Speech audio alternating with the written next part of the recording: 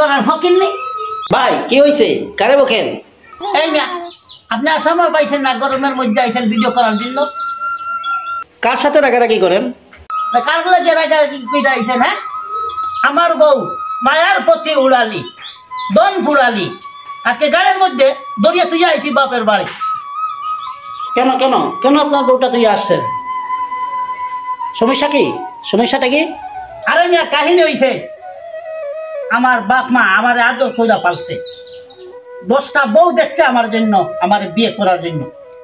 এখন পরে আরেকটা দেখছে, এমন সুন্দর মাইয়া দেখছে আল্লাহর জমিনে মনে হয় এমন সুন্দর মাইয়া আর নাই। আর কি হয়েছে মিয়া জানেন? আমার বউ বলে আমার মা তার সাথে প্রতিদিন ঝগড়া করে, কয় তোমার মা আমার সাথে ঝগড়া করে প্রতিদিন, চলো আমরা আলাদা হয়ে যাই, চলো আমরা আলাদা হয়ে যাই। আপনার মা ঝগড়া করে? আপনার বউ এটা বলে? সমস্যা কি? সমস্যাটা কি?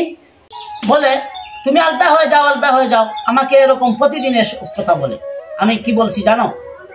আমি তো এত কাঁচা বেটা না যে আমি আলাদা হয়ে যাবো, আমি এত কাঁচা এরকম বেটা আমি না।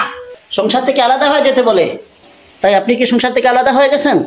কেউ আমার বউ আমাকে বলে যে তুমি আলাদা হলে আমি বাড়ি থেকে এমন একটা জিনিস আনবো যে জিনিসে তুমি পয়সা সারা জীবন খাইতে পারবা।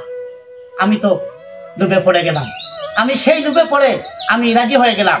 হ্যাঁ তুমি কি জিনিস আনবা আমার জন্য? হ্যাঁ তুমি আনো, আমি কিভাবে পয়সা খাইতে পারি। ভাবলাম এত রোদের মধ্যে কাজ করে সারাদিন খাই, কাজকর্ম করে টাকা নিয়ে কোনো কিছু চলে না, সংসার চলে না। তাই ভাবলাম যদি আমার বউ বলে আমাকে যে একটা জিনিস এনে দিব, আমি খুশি হয়ে আমি রাজি হয়ে গেলাম। তাই আমি এই কাজ, আমি তার কথা শুনলাম, আমি সংসার থেকে আলাদা হয়ে গেলাম। আচ্ছা আচ্ছা, পরে আপনি মা বাবা থেকে আলাদা হয়ে গেছেন?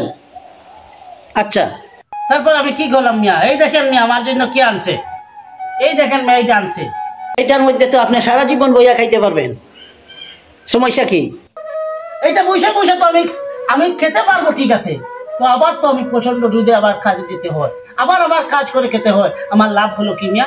একই সমস্যা এই দিছি, খুব পিটানি, এমন পিটানি দিছি ওর বাপের বাড়ি পাঠাইছি। মানে কাজ ছাড়া বইয়া খাওয়া যায় না এখানে, তাই নাকি?